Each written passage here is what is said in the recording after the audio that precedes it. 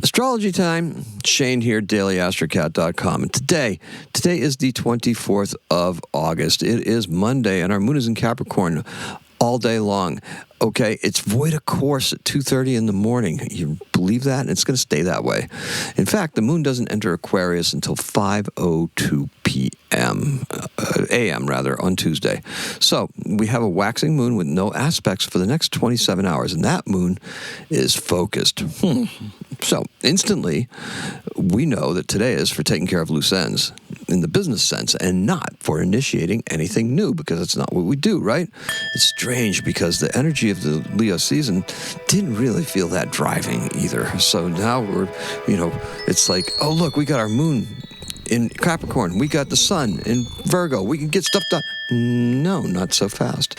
It's strange because that Leo season didn't really feel all that driving. Maybe it takes a day like this when the sun and moon are in earth signs for us to be able to see clearly what was happening, right? This is like forensically reviewing our last month. Yeah, let's do that. Not everybody enjoys this process, though. And I get it. Really, I get it. Virgo can bring on a sense of hypercritical awareness, like, this is wrong, this is wrong, this is wrong. And that's one of its greatest flaws. And quite honestly, gastric distress is another flaw of Virgo, right? So this can tamp down on the mood and quite frankly be irritating, okay? Practical things like catching up on sleep or maybe hitting the gym, frankly, that may be rewarding today. However, it's a work day, so catching up on sleep, that's not really advised, right? You can get to the gym, but, we need to be working on stuff. Like for example, let's talk about this. Practical things like not practical things, organizing our thoughts and approaches to our job will be good. In the USA, we're in an odd place because the September holiday is not going to occur until the 7th. It just enhances the overall weirdness of this time period, and today's keyword is weirdness. The color is red ochre. So the beginning of the work week starts with a void of course moon in Capricorn. If things have been feeling a little off lately, this surely must feel like the icing on the cake. Exactly. I had almost 8 minutes of this recorded earlier, and I didn't have the camera rolling, so guess what? I lost a whole good take on it, right? That's what happens. Now, it feels like we're going to be in a familiar place and everything is totally different. Think about it. If you go to a familiar place, you're expecting things to be over. It's over there. It's over. Nope, that's gone. That's changed. That's got a new name. Right? Where did it go?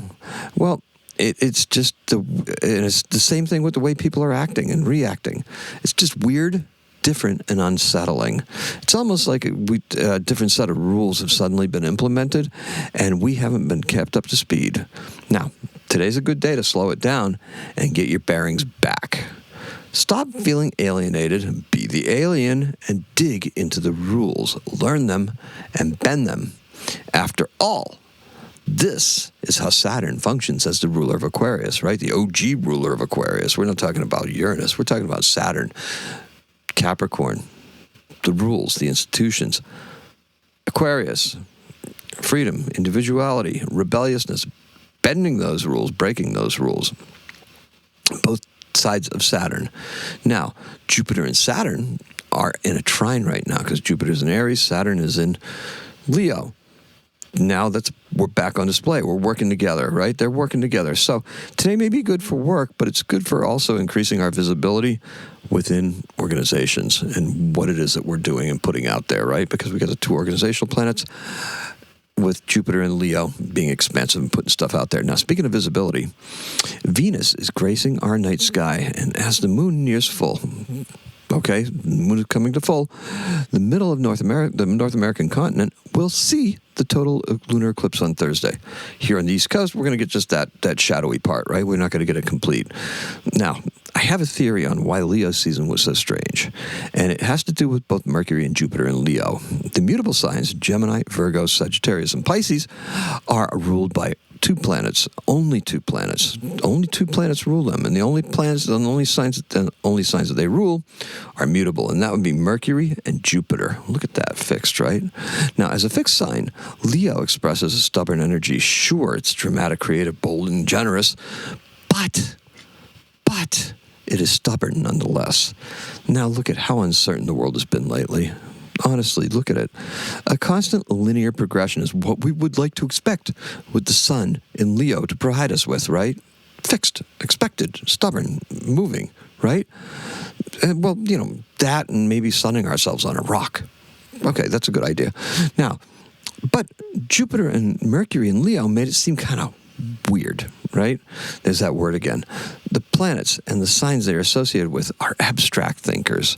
Think about it, mutable signs, right? It's that energy that can go either way. It's Gemini, Sagittarius, it's expansive. It's Pisces, deep and mysterious.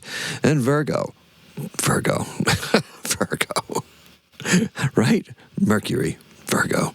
Now, think about this. Along with Aquarius, these are very abstract thinking signs, right? They can get really in the weeds with stuff. Now, things are moving in nonlinear ways, and it's up to us to adjust accordingly. Now, my wife has declared that dinners will be accompanied by celery juice cleanses. Okay. Weird, right? Yeah, I think so. Unilaterally declared, too, I should add. So, in 1814, British forces capture Washington, D.C. during the War of 1812 and destroy many landmarks. Okay, I'm just going to leave that right there. And our birth is in 1875. It's Edouard Newport.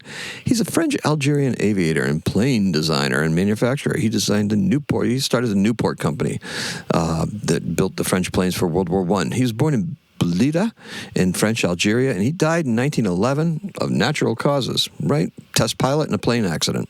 That's natural causes. Yep, so 1875 to 1911, Edouard Newport, his brother actually ran the company with him, and that's how the company maintained. All right, a short one for you today. Let's recap, shall we?